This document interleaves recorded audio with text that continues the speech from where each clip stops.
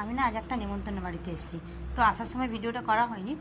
তো এসে এখানে অনেকক্ষণ থেকে অনুষ্ঠানটা শুরু হয়ে গেছে, তখন ভিডিওটা করিনি। তারপর ভাবলাম লাস্টের দিকে, এটা প্রায় লাস্ট মাথায় এসেছে, ভাবলাম একটু ভিডিওটা করি, তোমাদের সঙ্গে শেয়ার করি।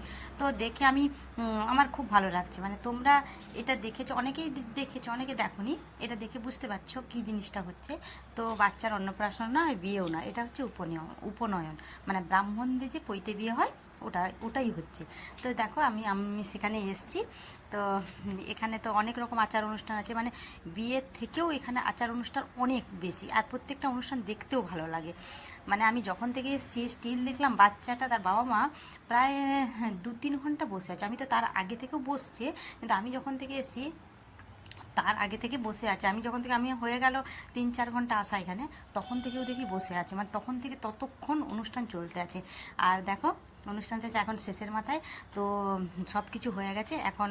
মানে সবাই ওকে ভিক্ষা দিচ্ছে ওনাকে, মানে এখন উনি তো ভগবানের স্বরূপ। মানে উনি এখন আমাদের ভগবানই। অনেক অনেক এই এতে উপনয়নে অনেক মানে গল্প আছে, যেটা আমরা মা বাবার মুখে ছোটোবেলায় শুনেছি, দিদার মুখে শুনেছি। তো যাই হোক, মানে সবাই ভিক্ষা, আস্তে আস্তে সবাই ভিক্ষা দিল, আমিও দিলাম। ভালো লাগলো দেখতে। তো এখন দেখো রাজার বেশে সেজেছে, মানে এখন ভিক্ষা নেওয়া হয়ে গেছে, এবারে রাজার বেশে সেজে মানে বেরাবে। ওই যে কি দণ্ডি কাটে বলে না, ওই দণ্ডি কেটে দেয়, দিলে যায় 3টা দণ্ডি, তার মামার যে হোক ধরে নেয়। তো ওইখানে বেরিয়েছি সুন্দর করে সেজে গুজে, আমরাও পেছনে যাচ্ছি। তো যাদের বাড়িতে এসেছি তাদের বাড়িতে বাগানটা দেখো, মানে এমন একটা ফুলের গাছ নেই কিংবা ফল নেই যে ওদের বাড়িতে নেই। দেখতে পেয়েছো ওদের, মানে ওরা সামনে চলে গেছে, আমি একটু পেছনটা ক্যামেরা করে নিলাম।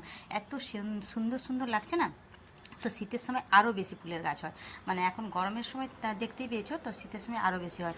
তো রাস্তা ফাঁকা, ওরা আগের দিকে বাজনা বাজিয়ে চলে গেছে। তো আমরা একটু এগাচ্ছি, যাই দেখি কি হচ্ছে ওখানে। তো মানে গায়ের লোমগুলোও না শিউরে উঠছে এই জিনিসগুলো দেখে। মানে বাচ্চাটা করছে যে ওইগুলো দেখেও আমার শিউরে উঠছে, মানে ভালোও লাগছে দেখতে। এখানে অনেক নিয়মকানুন আছে। ওই দেখো 3টে মানে ইয়ে কাটছে, দাগ কাটছে, 3টা দণ্ডি কাটে বলে না, মানে দণ্ড না কি বলে ওটাকে, আমিও ঠিক জানি না। 3টে দাড়ি কাটবে, ওখানে বাচ্চাটা 3টে পা দিয়ে, মানে লাস্ট দাগটায় যদি পা দিয়ে বেরিয়ে যায় তাহলে ও ব্রহ্মচর্য সারা জীবনের মতো হয়ে যায়। তার আগে ওর মামাকে ধরে নিতে হয়, এটাই ওর নিয়ম এখানে। মানে এই উপনয়নের এটাই নিয়ম। তো এখানে ব্রাহ্মণ অনেক কিছু করলেন।